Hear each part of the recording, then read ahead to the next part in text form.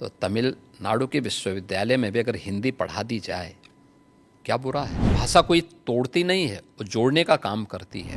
यानी एक तरफ काशी है और उत्तर प्रदेश है, जिसमें काशी तमिल संगमम का आयोजन हो रहा है। देश को भाषा के नाम पे या क्षेत्र के नाम पे नहीं बांटा जाना चाहिए। डिलिमिटेशन पर जो दक्षिण के राज्य हैं वो थोड़े नर्वस कह लीजिए। वो कहते हैं कि पॉपुलेशन के आधार पर रिप्रेजेंटेशन नहीं होना चाहिए। वो कह रहे हैं कि उनकी जो पहचान है वो खतरे में है। देखिए, माननीय गृह मंत्री जी ने इस मामले में बहुत स्पष्टता के साथ कह दिया है और ये केवल स्टालिन के नाम ने जो बैठक की है, केवल एक राजनीतिक एजेंडा है उनका। मुझे लगता है कि माननीय गृह मंत्री जी के वक्तव्य के बाद इस पर कोई भी प्रश्न नहीं खड़ा होना चाहिए। तमिलनाडु में ही हिंदी भाषा को लेकर काफ़ी विरोध हो रहा है। आप हिंदी बेल्ट के एक मुख्यमंत्री हैं, तो आप इस बारे में क्या सोचते हैं? देखिए, देश को भाषा के नाम पे या क्षेत्र के नाम पे नहीं बांटा जाना चाहिए।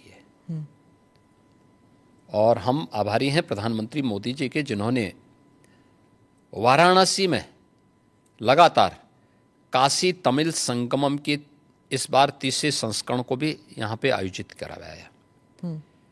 यानी एक तरफ काशी है और उत्तर प्रदेश है, जिसमें काशी तमिल संगमम का आयोजन हो रहा है। तमिल भारत की प्राचीनतम भाषाओं में से एक है और इसका इतिहास उतना ही पुराना है जितना संस्कृत का इतिहास है। हर भारतीय के मन में तमिल के प्रति श्रद्धा और सम्मान का भाव है, क्योंकि भारत की विरासत के बहुत सारे तत्व आज भी उसमें मौजूद हैं। तो हिंदी से नफरत क्यों?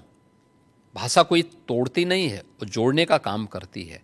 और त्रिभाषा सूत्र के माध्यम से तो हिंदी को राजभाषा की मान्यता देकर के हिंदी, इंग्लिश और स्थानीय भाषा, वो तमिल हो सकती है, मलयालम हो सकती है, कन्नड़ हो सकती है, तेलुगु हो सकती है, मराठी हो सकती है, बंगाली हो सकती है, असमी हो सकती है, उड़िया हो सकती है। किसी भी अन्य भाषा को आप लोकल स्तर पर लागू करिए। ये तो देश के अंदर एकता का संदेश देने वाला, उत्तर से दक्षिण तक, पूरब से पश्चिम तक पूरे भारत को एकता के सूत्र में जोड़ने वाला माध्यम है।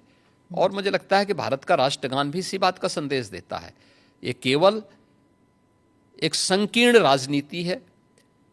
जब इन लोगों के वोट बैंक खिसकते हैं तो ये लोग इसी प्रकार की क्षेत्रीयता की और भाषाई आधार पर बांटने की दुर्भिसंधि करते हैं। जनता जनार्दन को देश की एकता के लिए इस प्रकार के किसी भी षड्यंत्र से हमेशा सचेत रहना चाहिए। कर्नाटका में और तमिलनाडु में, खासकर इन दोनों राज्यों में कई लोगों का मानना है कि जब यूपी या बिहार के जो हिंदी स्पीकिंग स्टेट्स के लोग जाते हैं और वहाँ पर बसते हैं, 10-15 साल भी रहते हैं, पर वहाँ की स्थानीय भाषा नहीं बोलते, हिंदी ही बोलते हैं। और ऑटो रिक्शा वालों के साथ या फिर किसी रेस्टोरेंट में हिंदी में ही बात करते हैं, स्थानीय भाषा में नहीं करते। लेकिन उन राज्य से जब लोग उत्तर प्रदेश आते हैं तो हिंदी बोल लेते हैं, हिंदी में ही बात करते हैं, क्योंकि कामकाज की जो भाषा है वो हिंदी है। तो क्या समस्या आ रही? मैं कहता हूं कि हमें हर भाषा को सीखना चाहिए। हम तो यहाँ उत्तर प्रदेश के विश्वविद्यालयों में तमिल भी पढ़ा रहे हैं, तेलुगु भी पढ़ा रहे हैं, कन्नड़ भी पढ़ा रहे हैं, मलयालम भी पढ़ा रहे हैं। और यही नहीं पढ़ा रहे हैं, हम लोग विदेशी भाषाओं को भी यहाँ पढ़ा रहे हैं यहाँ के विश्वविद्यालयों में। ये तो नेशनल एजुकेशन पॉलिसी में भी ये सारे प्रावधान किए गए हैं। तो अगर हम यहाँ तमिल पढ़ा सकते हैं, तेलुगु पढ़ा सकते हैं, मलयालम और कन्नड़ पढ़ा सकते हैं, मराठी पढ़ा सकते हैं, अगर हम इन सभी भाषाओं को उत्तर प्रदेश के विश्वविद्यालयों में पढ़ा सकते हैं, तो तमिलनाडु के विश्वविद्यालय में भी अगर हिंदी पढ़ा दी जाए, क्या बुरा है। मुझे लगता है कि हमें थोड़ा विराट स्वरूप रखना चाहिए देश के लिए। कुछ क्षण तो देश के लिए